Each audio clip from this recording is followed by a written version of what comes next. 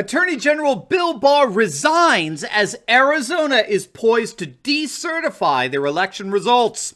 In this video, we're going to take a look at the fall of Bill Barr, how patriots in Arizona are stepping up and issuing subpoenas to examine Dominion voting machines, and how the seating of Republican electors is a move that predicts Arizona's election will indeed be decertified. You are not going to want to miss this. Greetings, everyone. Great to be with you. Dr. Steve, the doctor's in the house, ready to bring you our latest escapades in the Democrats' futile attempts to thwart the unstoppable rise of Indian conservative age. So if you haven't already done so, you know what to do. Make sure to smack that bell and subscribe button. We'd love to have you as a regular part of this channel where each and every day we analyze current events, analyze some super awesome conservative trends so we can all live in the present in light of even better things to come. So before we begin, let's give a huge shout out to the sponsor of this video, and that's collagen, available at my special website, healthwithsteveturley.com. Now, if you don't know, collagen may in fact be the closest thing we're ever going to get to a real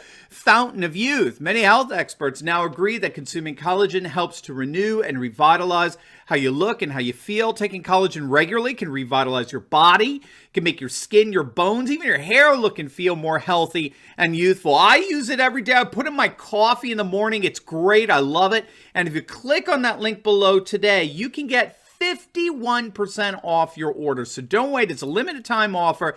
Click on that link below today. Get your own collagen supply. You'd be glad that you did. All right, let's dive right into things here. Things are heating up, gang, big time. There's just no way around it. First, of course, Attorney General Bill Barr has announced that he has, quote unquote, resigned and will leave the Department of Justice by Christmas. President Trump actually made the announcement via Twitter, stating rather generously that just had a very nice meeting with Attorney General Bill Barr at the White House. Our relationship has been a very good one. He has done an outstanding job.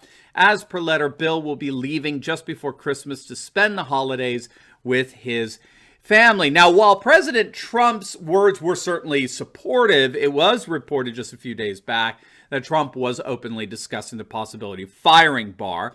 And this, of course, after revelations surfaced that Barr had deliberately sat on the Hunter Biden laptop, which was in the possession of the FBI for the last several months, which, of course, would have been nice to know during that whole impeachment circus, would it not?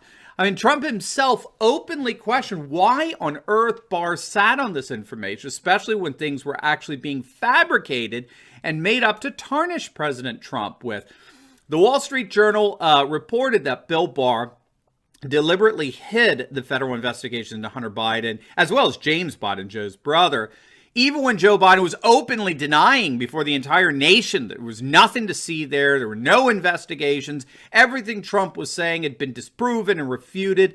So the liberal globalists over at the Wall Street Journal, who love, by the way, shipping your manufacturing jobs overseas, they actually lauded Barr for deliberately avoiding election politics and defying his critics that he was just another lackey for Trump. You know, I'm serious. These corporatist globalist Republicans, they just look more and more like modern day redcoats. They all just line up in this bizarre organized formation. This is how you're supposed to do it. As long as they line up in these haughty legal formalities, Democrats just mow them down. I mean, it's just frankly painful, not pathetic to watch. So Barr is gone, as he should be, of course, has done nothing with regard to the election. In the end, while he certainly had his moments, in the end, he's just another swamp creature like all the rest of them. Absolutely and totally irredeemable. A product of the deep state, as we say. And he's completely unnecessary. We never actually needed him to begin with, and here is why. While all this is going on in D.C., while Barr is finally exiting from the scene, Arizona is on fire. All right, the Republicans in Arizona are rising up and taking control of the situation like no one else. So if you don't know what's going on in Arizona, the state Senate is, as of today, issuing subpoenas to inspect and audit Dominion voting machines in Maricopa County. Now, if you don't know, Maricopa is gigantic. In many respects, at least from an electoral perspective, Maricopa County is Arizona. Okay, Maricopa County is 4.5 million people. It includes Phoenix. What happens in Maricopa in terms of this audit happens to Arizona. Okay, it's like 60% of the vote in the state. Actually, I think it's 3/5 of the vote. It's gigantic. So Republican Senator Eddie Farnsworth. He's the chairman of the Judiciary Committee. He has, I believe he has already issued the subpoenas going after the machines. So it'll be an immediate seizure. And that's going to result in a full forensic audit of what happened on November 3rd with these voting machines. Now, here's why what's happening there in Maricopa County is so significant. I don't know if you've been following this, but a Michigan judge just the other day ordered the release of a report on Antrim County and its auditing of the Dominion voting system's voting tabulators. Now, what happened in Antrim County, okay, is it's a small county in Michigan. What happened there was that there's 25,000 people in the county, and there were 16,000 votes cast. In the first count, Trump was down by 5,000 votes. But then, after finding all kinds of problems with that initial count, an audit found that Trump had 5,000 more votes than they figured on the election day. Biden had a couple of thousand less. The Dominion voting system created those errors, which represented a 68% error rate in terms of counting votes. And so what people are saying here is that imagine if you had a similar kind of problem in Maricopa County, in a county that's infinitely larger in terms of voter population. Imagine a 60% error rate in terms of counting the votes in a county made up of 4.5 million people, where Biden is ahead, by the way, by only 10,000 votes. So this audit is a total game changer. And so State Representative Mark Fincham, who spearheaded the committee hearings a couple of weeks back in Phoenix, like the ones that were in Gettysburg, spearheaded by State Senator Doug Mastriano, he announced on Steve Bannon's War Room this morning that the election will at the very least be overturned, and quite possibly, depending on the results of the forensic audit, if they can identify the actual fraudulent votes, they would be able to back those ballots out of the equation and change the election results. The forensic audit is going to be the death knell to this whole thing. And so State Representative Fincham believes that at the very least, the votes are going to get decertified. Not necessarily flipped. They can be possibly, but certainly decertified. Comparable to what happened in the Michigan county. Fincham is absolutely confident that at the very least, the election results in Arizona will be decertified. At the very least. This is absolutely stunning stuff. They expect the audit to be done by next Monday, perhaps as early as Sunday, since of course we're against the clock here. But this is a stunning development for sure going on in Arizona. Now, in addition to all of this, not only did we get rid of Barr, not only is Arizona poised to decertify their election results, the Republicans in Arizona actually seated their own pro-Trump electors yesterday. I told you things are heating up here, gang.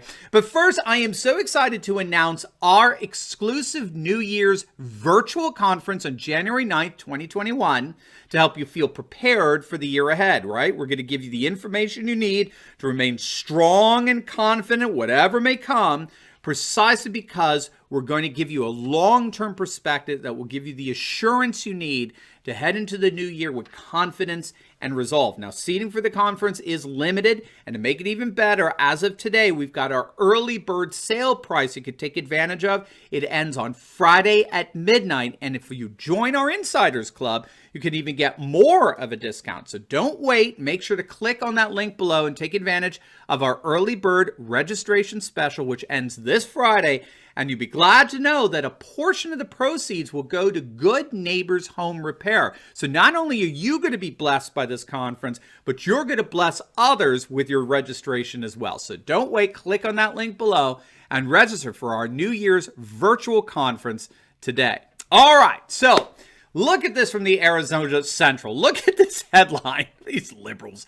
Fake Arizona electors vote for Trump. Real Arizona legislators ask Congress to accept them. And then the tagline, a group of Republican legislators want Congress to accept alternate electoral votes for Trump. They completely lost their grip on reality. You see, these aren't reporters, these are hecklers, okay? These are left-wing activists, bona fide cultural Marxists, disguised as journalists. They don't care about reporting news, they fabricate it.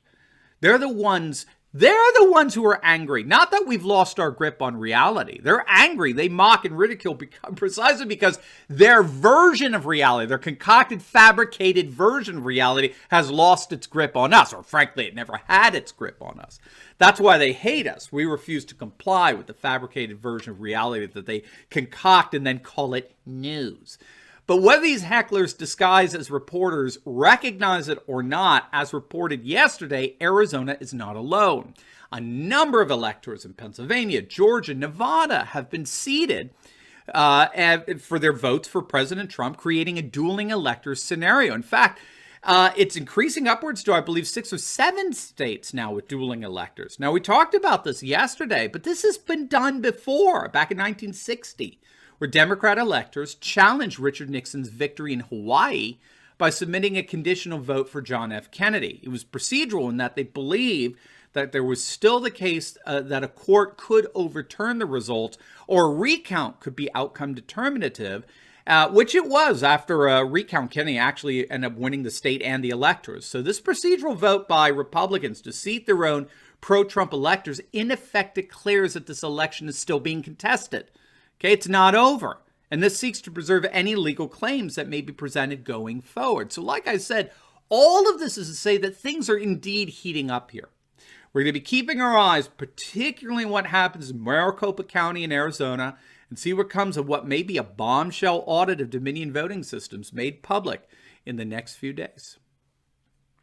Now, before you go, make sure to like this video, comment down below, and definitely subscribe to my channel. And you will definitely want to check out my latest video. I just uploaded. It'll give you a deeper dive on the significance of Pennsylvania, Georgia, and Nevada choosing electors that will indeed, or that did indeed, vote for President Trump. You're not going to want to miss that. So make sure to click on the link, and I will see you over there. God bless.